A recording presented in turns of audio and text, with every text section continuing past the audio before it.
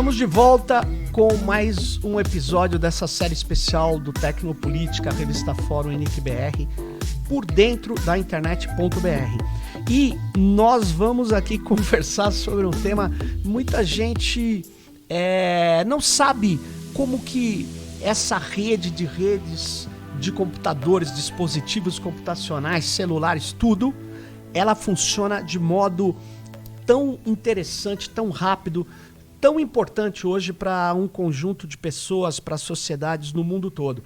E para conversar sobre esse episódio, que é por que a internet é tão rápida, o que o DNS, os IPs têm a ver com isso? Eu estou aqui com o Ricardo Patara, ele é cientista da computação, formado em ciência da computação, e ele é o responsável pelo departamento de numeração internet.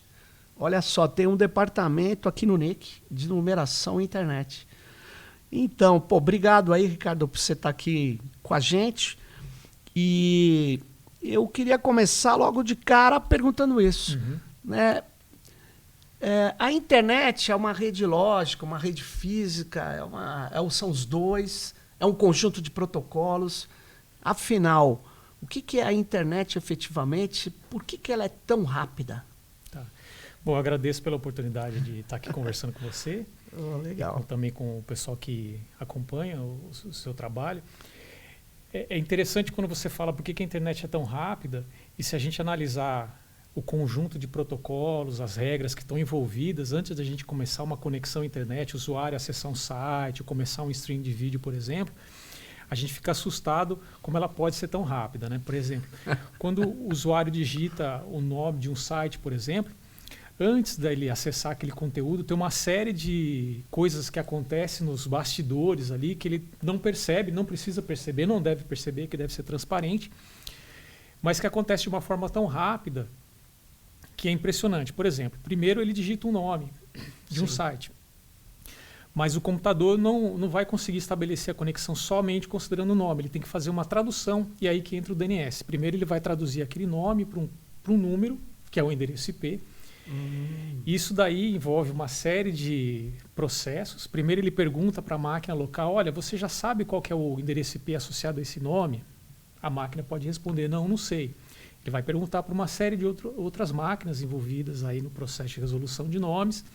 Depois que ele descobre o endereço IP, ele tem que encontrar o caminho para chegar até aquele destino, né? E aí que entra o IP, mas também outros protocolos que estão associados ao IP, que é a parte de roteamento, encontrar o caminho, e aí envolve uma série de redes que pode estar no meio do caminho. Você me chamou a atenção numa coisa. Na hora que ele pergunta por um IP e ele não sabe onde está esse IP, o que ele faz? A máquina, né? Isso, o próprio computador ele não precisa se preocupar com isso. Ele vai mandar um pacote para frente, ele fala, olha, eu quero mandar essa requisição para acessar um site, ele vai num formato específico. Se a gente fizer uma analogia, é como se ele colocasse aquela pergunta dentro de um envelope e mandasse para o correio. O correio tem que se virar para encontrar o caminho. Voltando aqui para o computador, para o mundo da internet, o computador vai mandar isso para um equipamento na casa do usuário que é chamado roteador. Esse roteador ele tem que ter algumas informações básicas. Normalmente o roteador que está na casa do cliente sabe o caminho para chegar no provedor internet dele. Olha, manda para frente que o provedor internet vai saber. O provedor internet tem uma estrutura maior, equipamentos maiores, ele vai ter uma tabela na sua memória com caminhos possíveis para chegar até aquele destino. Então ele vai mandar esse pacote para frente, para outros roteadores que vão ter caminhos até chegar ao destino. Isso aí pode envolver uma série de roteadores e redes diferentes que estão interconectadas, mas esse pacote vai, e depois a resposta volta. Então, depois de tudo isso, é que chega aquele conteúdo para o usuário. Quer dizer, é uma série de processos que ficam ali nos bastidores, que acontecem sem que o usuário perceba. Ainda assim, a sensação para o usuário é de rapidez, mas tem uma série de coisas que acontecem sem que ele perceba. Tem vários caminhos aí, e desses caminhos, porque tem um dos protocolos, né? O TCP, se eu não me engano, ele cuida de perda de pacotes também, Cuida de perda de pacotes. Então, primeiro, aquela requisição para acessar um determinado conteúdo vai até o destino, mas essa requisição, olha, abre uma conexão TCP. E essa resposta vem, olha, eu confirmo que posso abrir essa conexão TCP e começa uma troca de informações ainda no nível de infraestrutura. Depois que começa a vir realmente a informação que o usuário solicitou, o site, as imagens, assim, mas antes teve uma negociação entre o computador origem e o destino para que essa conexão TCP seja estabelecida. Porque o endereço podia estar correto, mas se ele não tem a conexão TCP, não ia funcionar. Não funcionar. E aí a TCP que negocia, por exemplo, olha, o tamanho de mensagem que a gente pode conversar, porque eu medi aqui o caminho, eu consigo mandar pacotes ou envelopes desse tamanho ou um tamanho menor. Isso é negociado no TCP. Aliás, Patara, a gente está falando de pacote, mas pode ter nossos ouvintes aqui e não... Pacote do que exatamente? Porque a gente começou a falar de pacote. Que pacote é esse, cara? E aí a gente volta a falar do TCP. O TCP também é uma regra, um conjunto de regras que estabelece como a comunicação pode ser feita, né? Entre computadores. Entre computadores. E ele estabelece como essas informações trafegam. Então esses pacotes seriam de bits ou bytes ali, organizados de alguma forma. O que eu estou querendo acessar, as respostas. E a gente voltando para a analogia dos correios, imagina que eu mando uma carta, essa carta está dentro do envelope, e esse envelope está indicando o destino, o remetente, o tamanho do envelope. Dentro do envelope eu coloco o conteúdo. Esses pacotes de dados são bits que trafegam ali na rede internet, mas são informações organizadas num formato conhecido entre os dois lados, que indica, olha, eu estou querendo acessar esse conteúdo. Na resposta, olha, está aqui a imagem que você acessou, codificada, está aqui o conteúdo que você fez. Isso é pacote. Exemplo, esse pacote, Patara, porque as pessoas falavam, a internet é uma rede de pacotes redundantes. Significa que quando eu mando um e-mail para você, muito provavelmente ele não vai num único pacote, ele vai ser quebrado em vários pacotes. Isso. Na hora que a conexão TCP é estabelecida, e a gente determina qual que é o tamanho de pacote que eu posso trafegar na rede, pode ser que aquele e-mail pode ser tão longo que não caiba numa só ida ou vinda. Então, o TCP organiza também, olha, eu vou dividir esse conteúdo em vários pacotes, vou numerar cada pacote para ele saber que está na ordem, né? Sim. E se há uma perda, por exemplo, um roteador no meio do caminho perdeu aquela informação. O receptor sinaliza, olha, eu recebi o pacote 1, 2, 5, o 4 faltou, me manda o 4 de novo. Então isso aí tudo é estabelecido no TCP, ele avisa, olha, me manda o 4 de novo. Pô, Patara, mas então você está me dizendo, se isso acontece com e-mail, imagine com imagem, também. Com vídeo. Com vídeo é isso, então tudo é quebrado em pacotes, então você está vendo lá um vídeo na internet, YouTube, Netflix, sei lá o quê, e tudo isso é quebrado em pacotes e enviado pela rede. E esse processo está acontecendo o tempo todo. O tempo todo. E de forma muito rápida. E aí tem uma outra coisa interessante, quando você falou de redundância, a gente voltando um pouquinho ali para o IP, para a parte de roteamento, de encontrar caminho, normalmente, entre o destino e a origem de uma conexão, tem uma série de redes que podem ter caminhos alternativos para chegar no mesmo destino. Então, se um caminho falha, eu tenho um caminho alternativo. E às vezes, dependendo de como a rede está configurada, se está congestionado ou não um caminho, os pacotes podem seguir caminhos diferentes. Então isso aí é uma outra coisa interessante. Quer dizer, eu posso mandar aquela imagem quebradas em pacotes seguindo por caminhos diferentes. E podem chegar em ordens separadas, em ordens diferentes. O TCP organiza isso daí também. Olha, eu preciso colocar o pacote 1, 2, 3, chegou por caminhos diferentes. Na hora que ele tem todas as informações, ele entrega para o usuário. Nossa, mas como é que você consegue então fazer uma conversa pelo Zoom nesse processo? Aí a gente entra num outro tipo de comunicação. Sim. O TCP normalmente é para comunicação que eu preciso ter, não posso perder nada. Tá. Eu tenho que ter todos os pacotes que eu mandei. Quando a gente fala de vídeos online, uma conversa telefônica, eu posso perder um pacote. Numa conversa, às vezes por telefone, se eu não entendi o que a pessoa falou, porque ficou um ruído, ou porque ela falou baixo, fala de novo para mim, né? Então, em algumas comunicações eu posso perder pacotes. Aí eu entro num outro tipo de comunicação, em vez de TCP, tem um tipo de conexão chamada UDP, onde eu não tenho esse controle de ordem de pacote. O que chegar, chegou. Se está bom para o usuário, ótimo. Se não está, ele vai pedir, por exemplo.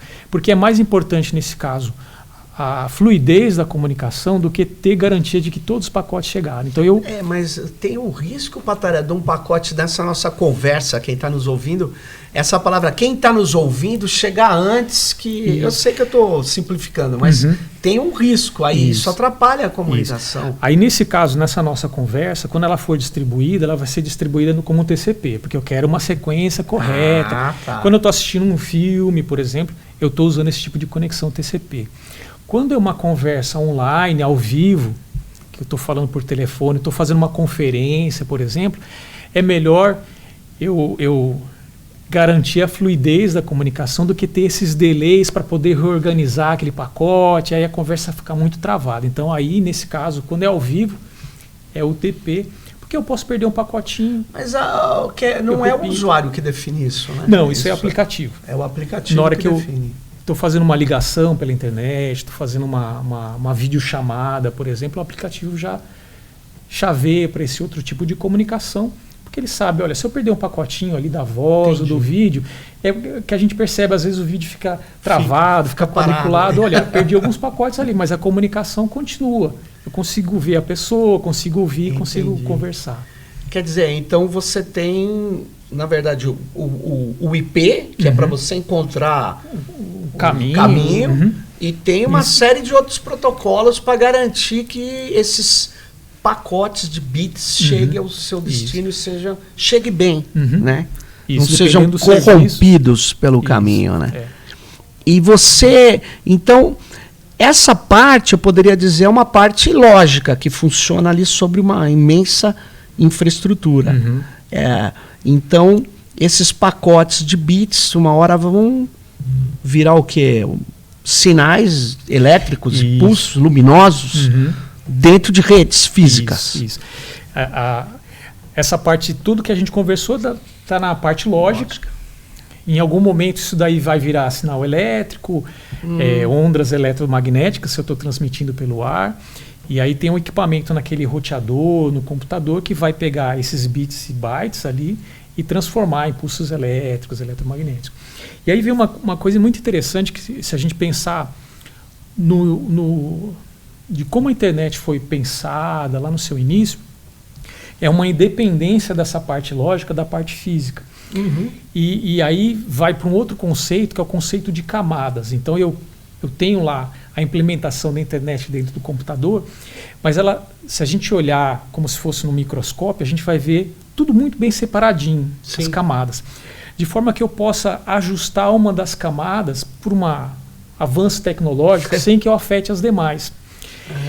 E por que eu comento isso? No começo da internet, a gente não tinha Wi-Fi, a gente não tinha 3G, 4G, tinha um outro tipo de comunicação, principalmente redes Ethernet, que são as redes nas universidades, com cabos conectando os computadores, que tinha outro tipo de velocidade ou tecnologia.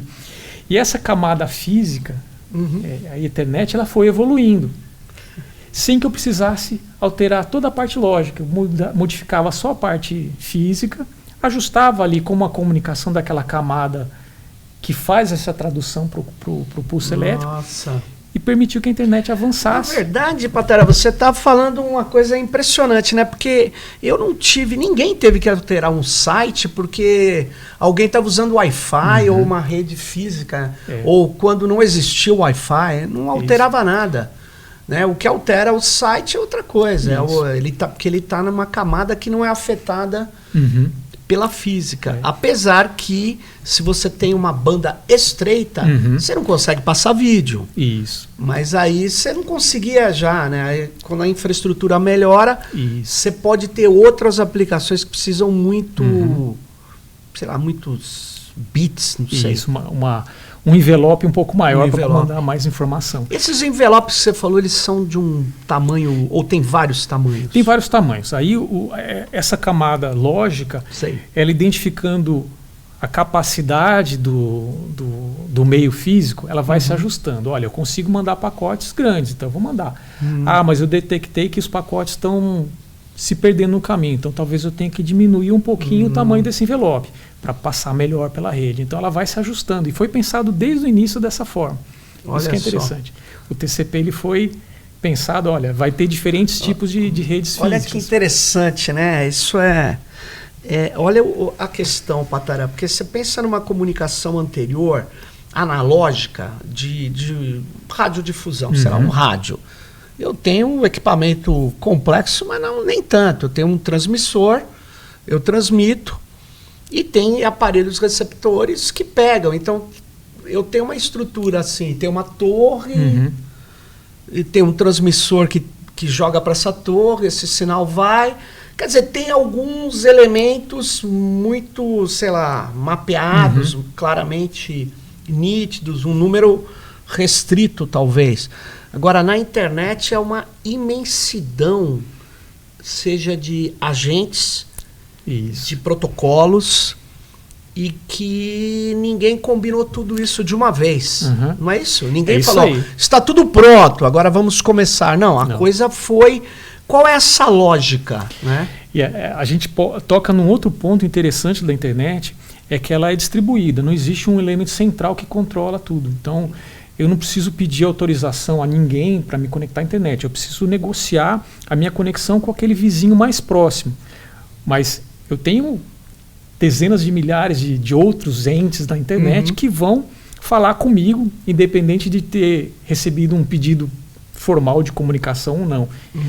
Então a internet é descentralizada. E de fato, existem vários elementos aí no meio do caminho que seguem um conjunto de regras pré-estabelecidas que é comum a todos e permite que a internet funcione de forma harmoniosa. Só para a gente ter uma ideia, às vezes o usuário, às vezes não, normalmente o usuário digita lá um endereço de um site que ele quer acessar e a sensação que ele tem é de que aquele servidor que provê aquela informação está ali do lado. Mas às vezes pode estar a 10 redes dali, 10 redes eu quero dizer assim, entre ele e o conteúdo podem ter 10 provedores, 10 empresas diferentes, com sua própria infraestrutura de roteadores, diferentes. E a interconexão entre elas pode ser também diferente. Então, às vezes, a minha conexão ao meu provedor internet é super rápida. Mas do meu provedor internet com o vizinho dele, talvez esteja ali limitada na sua capacidade. E dali para frente, então, pode ser outros caminhos diferentes, utilizando às vezes infraestrutura de rádio, às vezes fibra ótica. Então, existem desafios que fazem com que essa comunicação possa ser mais rápida ou não tão rápida assim, porque passa por infraestruturas diferentes. Que interessante. Mas o TCP vai se virando e vai encontrando o melhor caminho.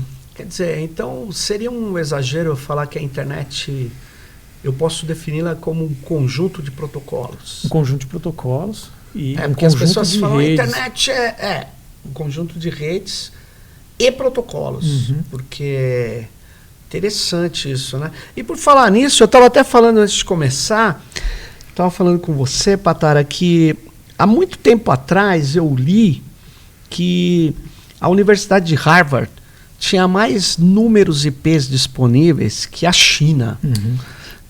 Como é que é isso aí? Talvez não seja bem precisa essa afirmação, mas ela demonstra assim, uma característica do início da internet. Né? Sei. É que existe uma quantidade muito grande de IP que foi distribuído no início para algumas instituições, que comparada com alguns países, pode ser mostrar que não está muito bem balanceado essas coisas. Mas isso tem uma razão histórica. No começo da internet, a forma de distribuir esse conjunto de identificadores, que são os endereços IP, que são importantes. É como se a gente fizesse uma outra analogia com o número de telefone. Todo mundo precisa ter um número único para conseguir fazer essa comunicação de forma correta. Endereço IP é similar. Todo computador, todo dispositivo conectado à internet precisa de um identificador, que é esse endereço IP, e ele é distribuído em conjunto para uma instituição, para um provedor internet. No começo da internet, a forma de distribuir esses endereços, a gente pode fazer uma simplificação, era assim, muito endereço, uma quantidade média de endereço ou pouco endereço. Essas instituições que estavam se conectando à internet, principalmente universidades, lá no seu início, precisavam de uma quantidade de endereço que não se encaixava naquela categoria de médio nem de pequeno, precisavam de muito e ficavam nessa categoria. Essa categoria se materializa, ela é... Eu não poderia falar, não, eu vou te dar 100 IPs, não então, é assim. A forma como o roteamento funcionava no começo, ela só entendia, e aí eu vou usar um termo técnico, mas era classes. Sim. Tinha a classe A, a classe B e a classe C. Era o formato de distribuição que estava também associado à forma de roteamento. Ele não entendia entre a classe A e classe B, não existia. Quem definiu isso, Patara? A indústria. Na verdade, assim, o pessoal que escreveu o protocolo no início, os protocolos de roteamento, definiu dessa forma. Porque a internet era pequena naquele momento. Olha eles falaram, só. olha, 3 tipos de endereçamento dá é suficiente, vai dar conta. Então, as universidades, empresas ligadas à área de tecnologia que se conectaram no início, lá na internet, receberam essas classe A, que tinha uma quantidade grande de endereços. E a internet foi modificando. Hoje em dia não se usa mais classe A, B ou C. Agora é possível fazer umas quebras aí para melhor atender aquela necessidade específica. Então foi atualizado. E existe agora um outro tipo de roteamento, que se a gente traduzir para o português, sem classe. Não existe mais a classe A, B e C, um outro tipo de identificação que permite uma melhor distribuição desses endereços. Mas lá no início, de fato, teve universidades que receberam uma quantidade muito grande de endereços IP, que é maior do que muitos países têm na sua totalidade, mas é por razões históricas. Como foi distribuído os endereços naquele momento. Olha só. A forma de roteamento. Ainda bem que você explicou, porque eu achei que um cara falava, dá esses IPs aí, dá mais para ele, não dá mais para ele. Não. Tinha uma razão técnica por trás daquilo, era a forma como era feito o roteamento. Mas também tinha... entendi. Ele tinha que dar... Uma universidade como aquela tem muita máquina, muita pesquisa... Mas a China também. Então, entendi. Interessante Mas isso. a forma como é distribuída hoje, e já há um bom tempo, leva em consideração outro tipo de categorização, de identificação de necessidade, e está um pouquinho mais associada à necessidade real da instituição. E aí a gente entra num outro tópico interessante, que depois de um certo momento, foram criadas instituições que cuidam da distribuição dos endereços IP, que são os registros de internet, que seguem regras para distribuir, e essas regras são definidas pela própria comunidade. São pessoas que se interessam pelo tema que definem essas regras. E essas regras, já há um bom tempo, identificam a necessidade como um critério para a distribuição. Olha, eu preciso de 100 endereços IP, por exemplo. Tá. Então você vai receber só 100. Ou um pouquinho mais, porque você vai crescer um pouquinho. Então tem regras ali que estão muito baseadas na necessidade. Só administrador de sistema autônomo recebe IP? Ou, sei lá, um provedor que é pequeno? Ou ele tem que ser um administrador de sistema? O que essa regra permite, qualquer empresa que demonstre uma necessidade pode receber. Então pode ser um provedor de internet, pode ser uma universidade, um banco, um escritório que tem ali uma estrutura um pouco mais desenvolvida, pode receber. E normalmente a gente aloca endereço IP e um ASN, que esse ASN é como se fosse assim, quando eu me conecto na internet eu tenho que me identificar junto com as demais redes que já estão na internet. Eu tenho que ter um identificador. Identificador esse ASN, é um número de sistema autônomo. Então ele vira... automaticamente, cada administrador de sistema autônomo tem um número. Tem um número. Então, quando ele se conecta à internet de forma independente, por assim dizer, olha, eu virei um item aqui nessa rede de redes que tem internet, eu me transformo num administrador de sistema autônomo. Então, eu recebo uma etiquetinha lá, que é o ASN, para me identificar com os demais que estão já conectados. Mas mesmo que seja de 100 IPs? Mesmo assim, 100 eu acabei usando um número mais fácil, mas o mínimo é 254 IP. Tá. Tem muitas instituições e até provedores que têm uma quantidade pequena, de 254, algo assim, que já virou um sistema autônomo, já virou um administrador de sistema autônomo. Mesmo olha só, e ele faz as regras ali de distribuição dentro da rede dele.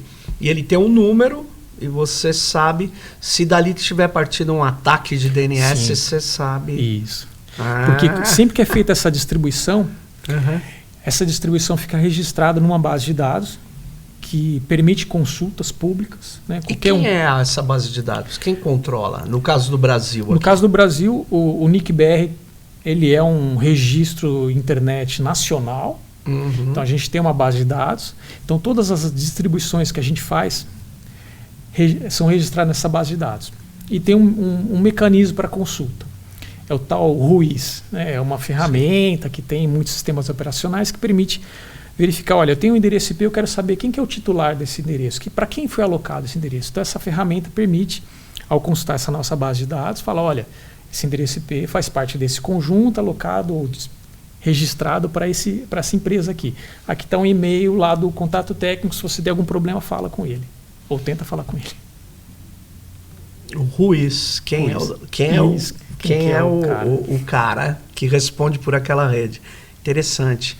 E no caso aqui, você, Patara, foi, na verdade, tirando o Brasil, ou incluindo o Brasil, você foi do LACNIC. Isso.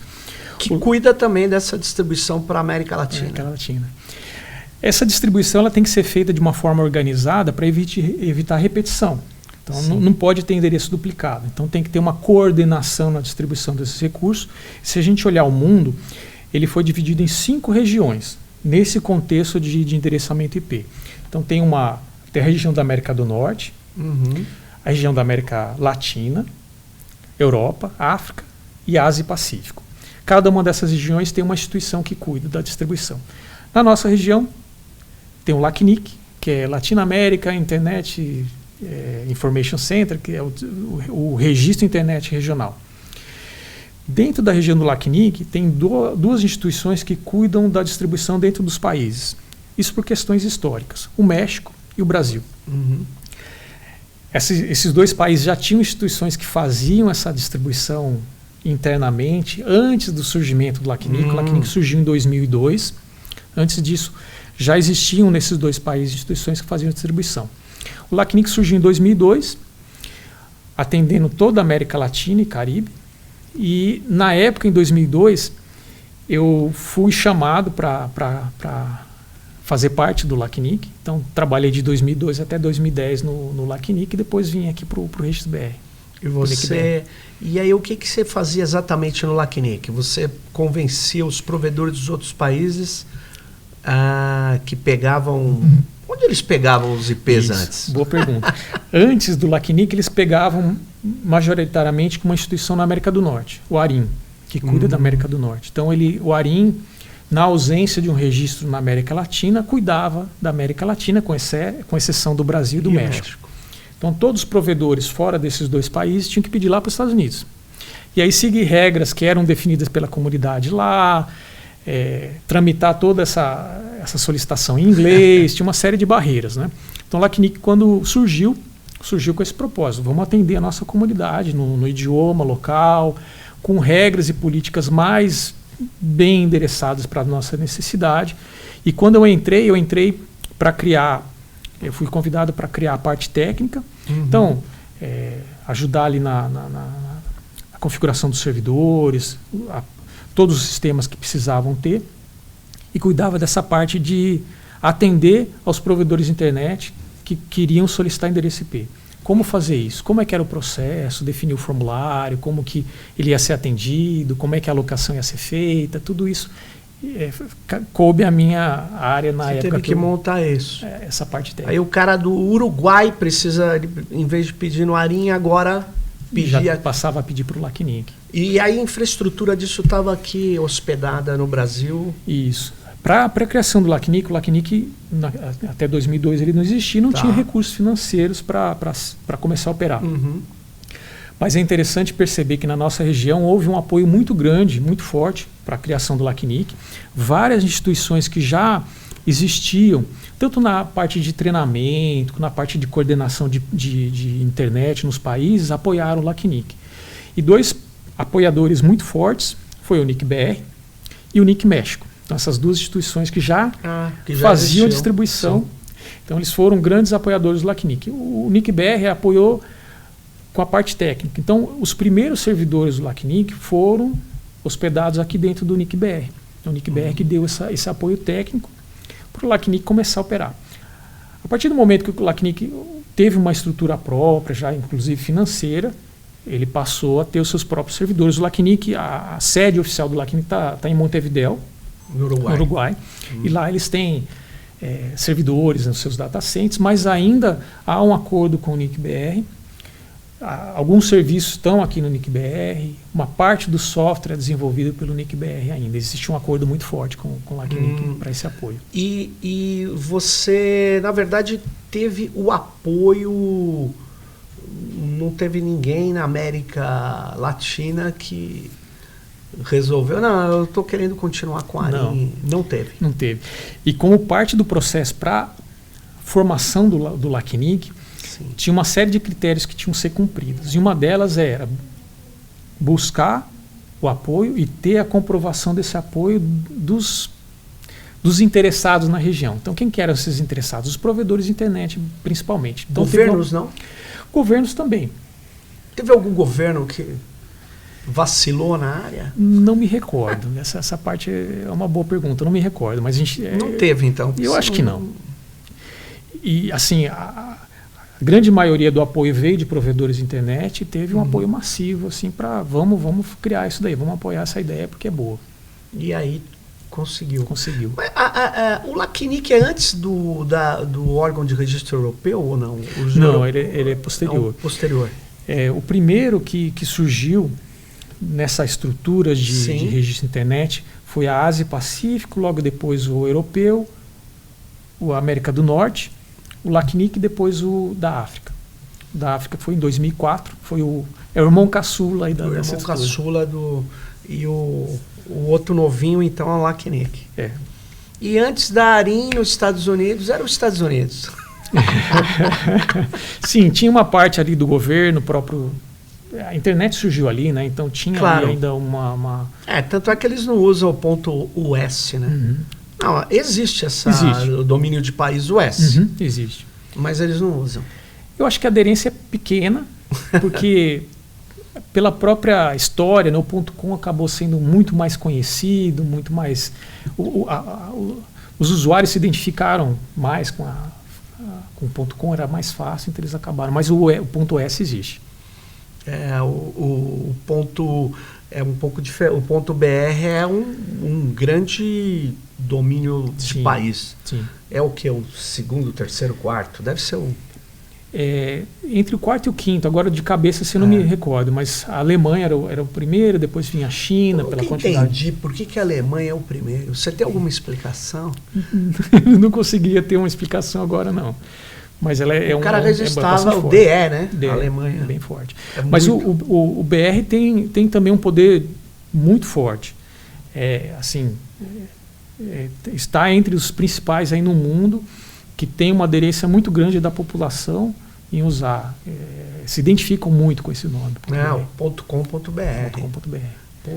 Tanto é que a nossa série se chama Por Dentro do .br. Não, mas é interessante isso, a força.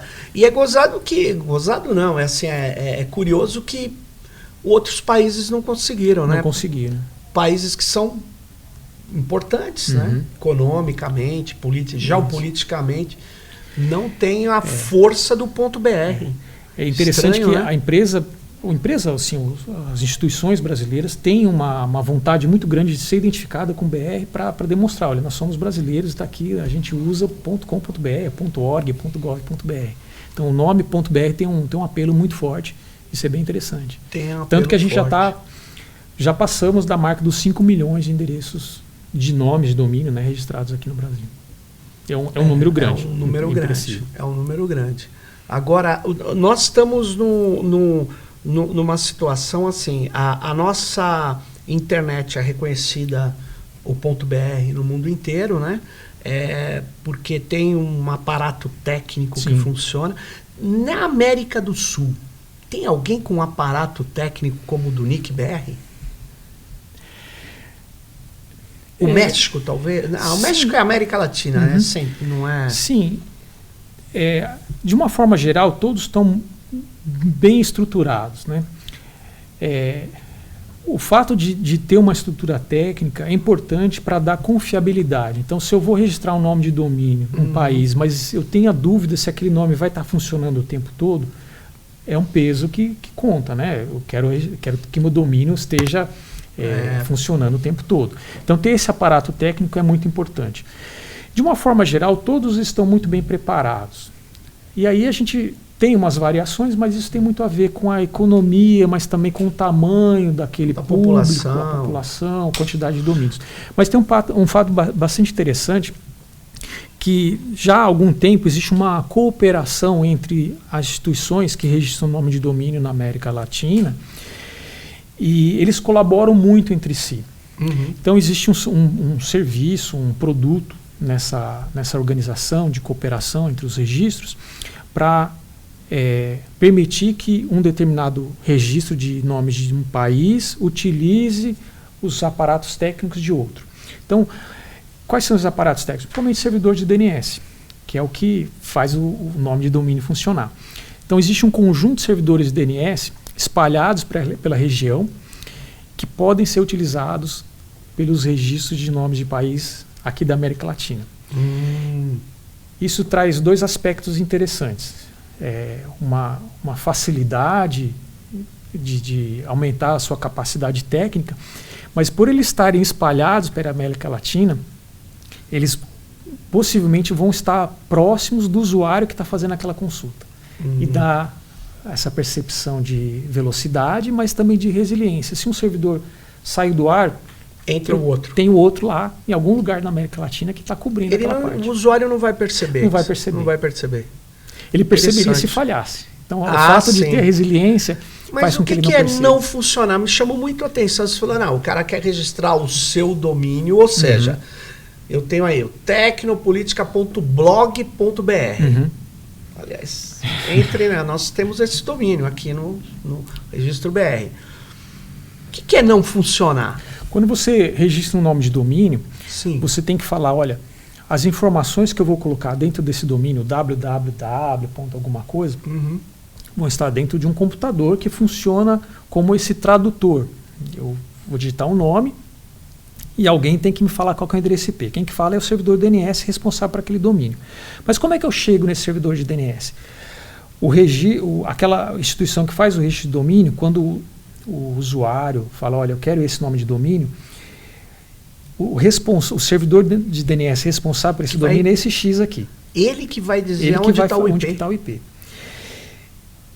Se essa estrutura não funciona muito bem ou falha, eu não vou conseguir chegar ao servidor de DNS. Então, quem registra domínio tem que ter uma estrutura muito boa para responder ou apontar quem que é o servidor de DNS de uma forma ágil, rápida e sempre. Né? Se não, Patara, por exemplo, se eu tiver um número de IP, qualquer, da Turquia. Fui lá, anotei, entrei lá no site do cara, daquele registro deles, da Turquia, e consegui o número de IP de um site qualquer.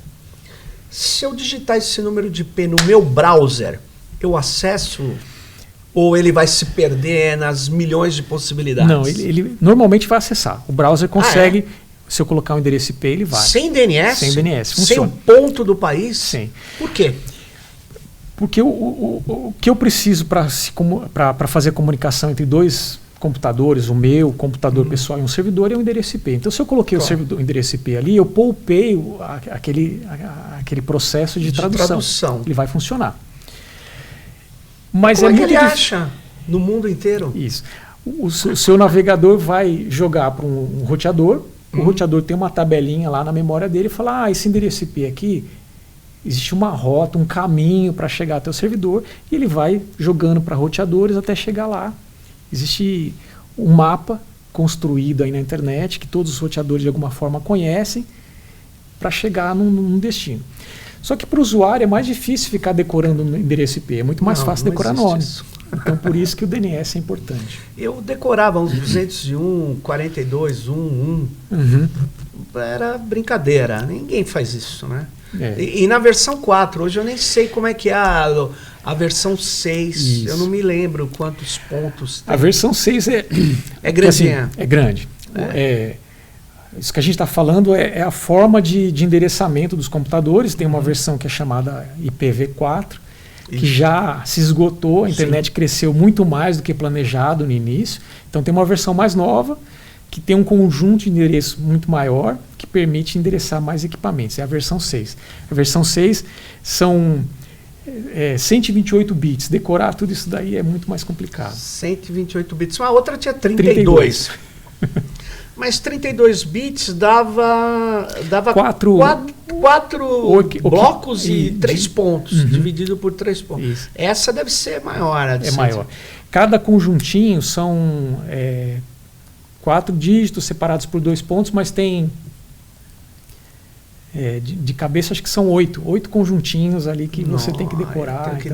Tem nomes e letras, já usa um formato hexadecimal, então já não é somente números, tem números e letras. Vai até o F, A, B, C, D, F. Então olha já fica um pouco mais já complicado. Ficou. Para ter permitir bilhões, sei lá quantos. 2 elevado a 128 é um número. 2 elevado a 128 eu não sei falar que número é esse.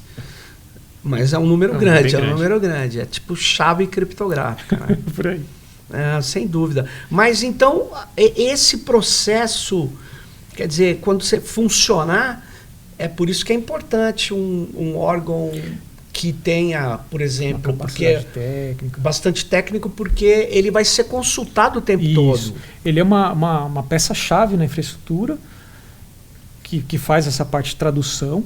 Então, se ela falha tudo dali para frente. Quer dizer, o usuário não conseguiu identificar qual é o endereço IP e ele não vai conseguir acessar. Por exemplo, o cara que tem o Chile é SL, né? CL. Desculpa, CL. O CL, por exemplo, ele tem lá os servidores de DNS dele, do ponto CL. Isso. Aí, não sei como que é, se é como o registro BR, se o cara tem que pagar uma taxa por ano, a cada 2 anos, não sei.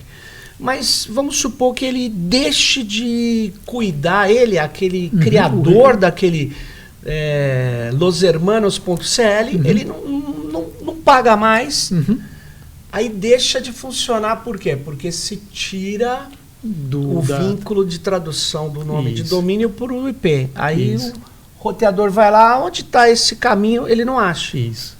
É assim que funciona. Inclusive no registro. No registro BR também é assim. Tem uma regra lá que o usuário que registra o domínio aceita, que tem um custo lá para manutenção daquele domínio, porque tem que manter toda a infraestrutura técnica, né? Então tem que ter essa contrapartida. Então se ele deixa de pagar, num primeiro momento aquele nome deixa de funcionar, ou seja, a capacidade de traduzir nome para endereço é retirada da estrutura em DNS, mas aquele nome fica mantido lá na base de dados ainda. Depois de um tempo, se o usuário ainda não paga aquele nome, ele é apagado e fica disponível para outra pessoa registrar. E isso é bastante similar em todos os demais registros de domínio. Todo mundo, na verdade. E tem alguns nomes aí que as pessoas registram. Eu me lembro que era um mercado, né? Que eles registravam nomes. Esse nome vai ser importante para negociar depois, né? Ainda tem isso. É ainda tem.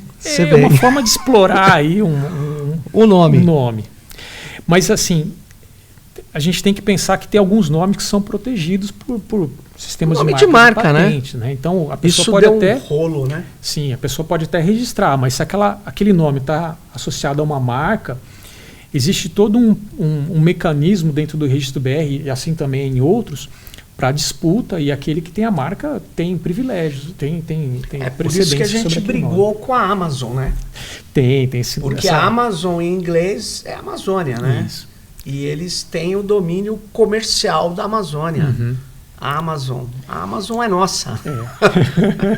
O que eu tô querendo dizer, essa briga há bastante tempo, eu não sei, assim, não sabia dizer como é que foi agora, perdida, infelizmente.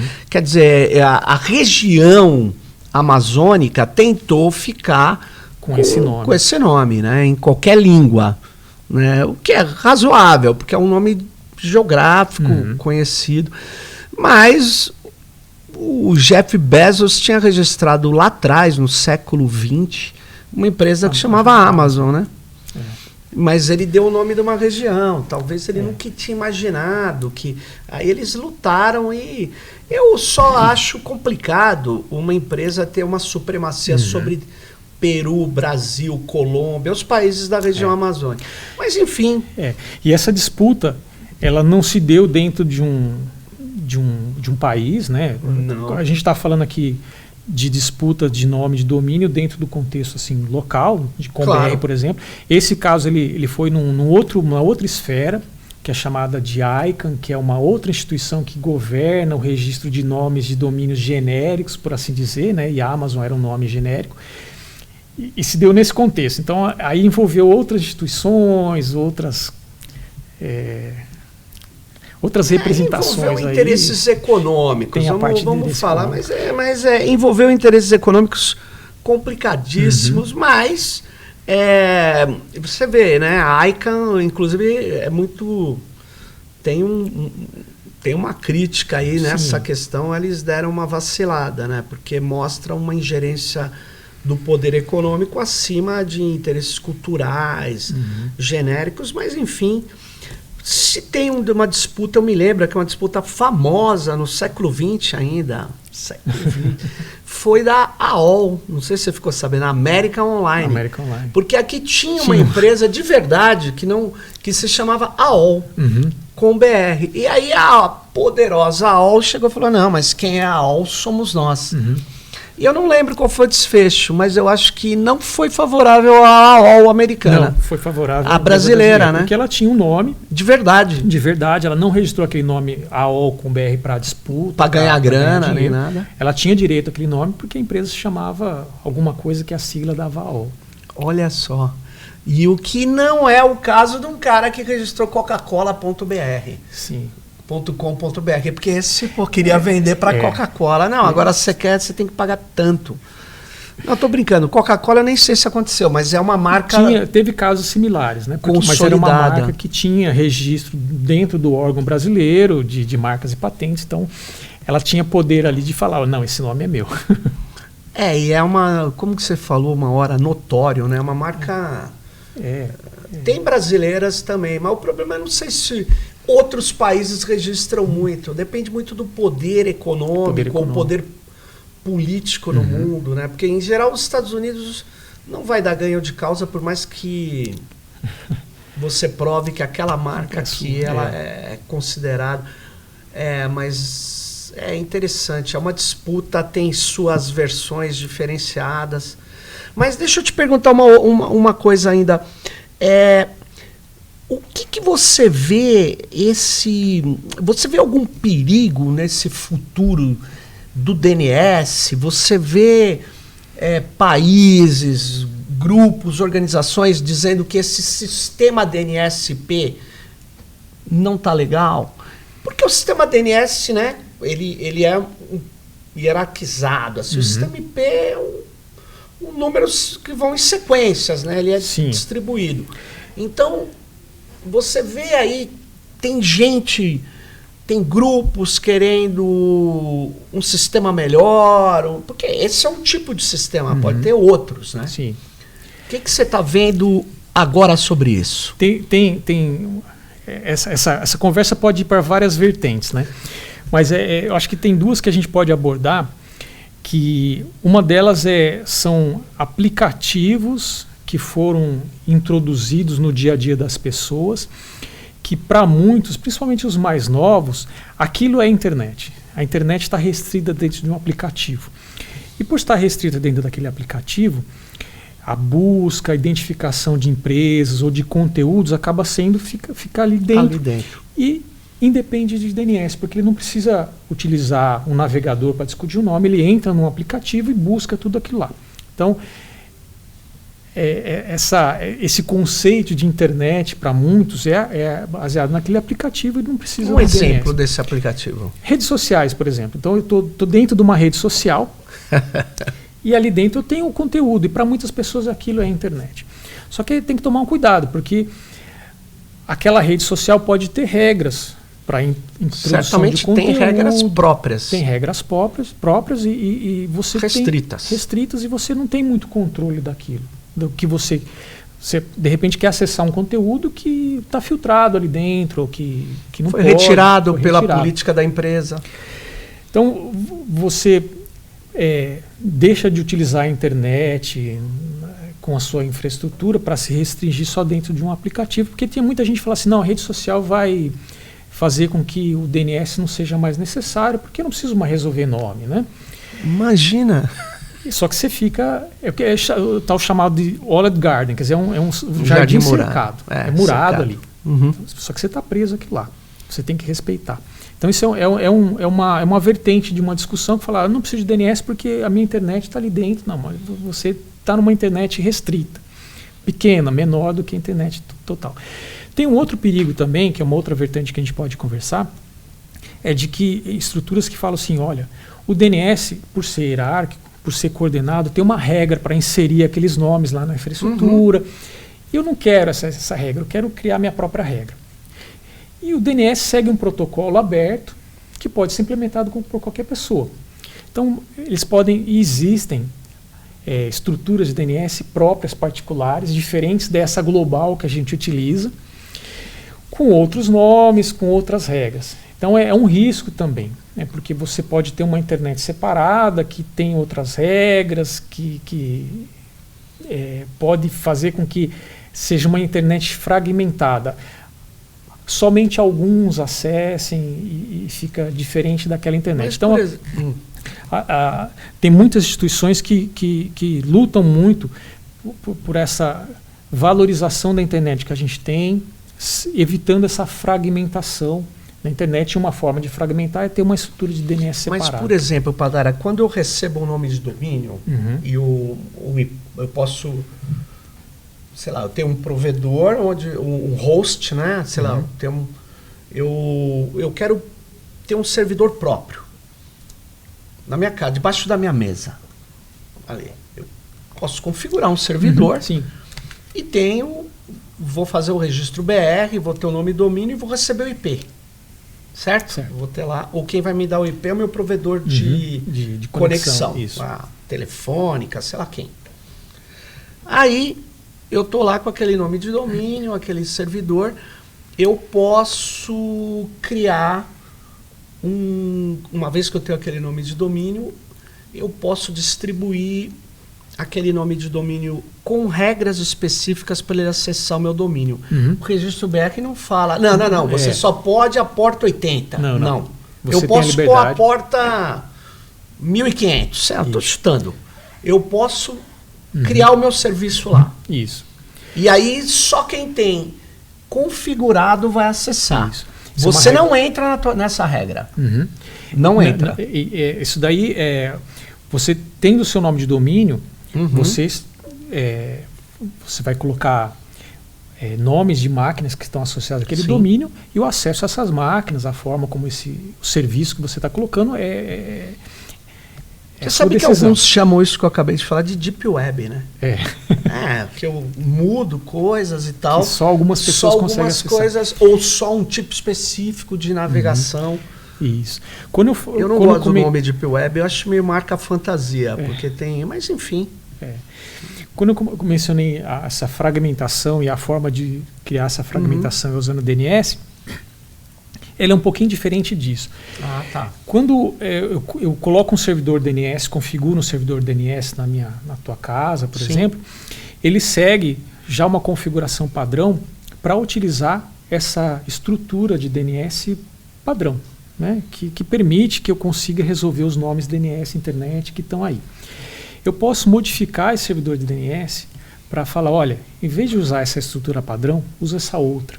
Então, quando eu vou começar a fazer a tradução de DNS, de um nome de domínio para um endereço IP, na estrutura padrão, eu sigo uma hierarquia de resolução. Primeiro eu vou lá, quem é responsável pelo topo daquela hierarquia, eu vou desmembrando aquela consulta em várias outras caixinhas, né?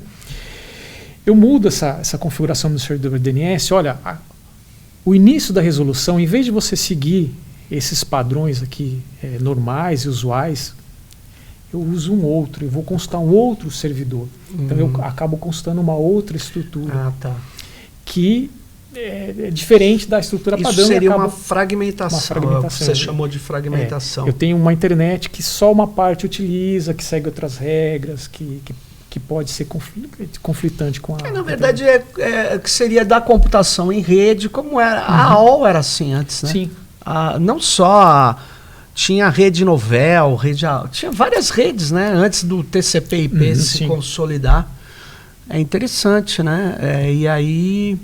Isso é um problema que você vê hoje, então, legal. É uma forma é uma ameaça, por assim dizer, a estrutura do DNS.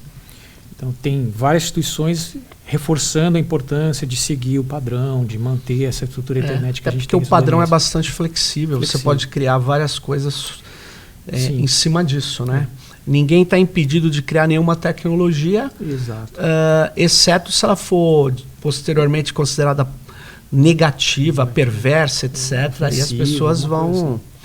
Mas muito legal. Pô, Patara, muito obrigado pela seu tempo, seus esclarecimentos. Acho que foi muito legal aqui. A gente vê mais esses elementos do funcionamento mesmo dessa estrutura lógica e física desses protocolos que juntos formam a internet, né? E é isso aí. Muito obrigado. Eu que agradeço. Valeu, fique ligado com a gente.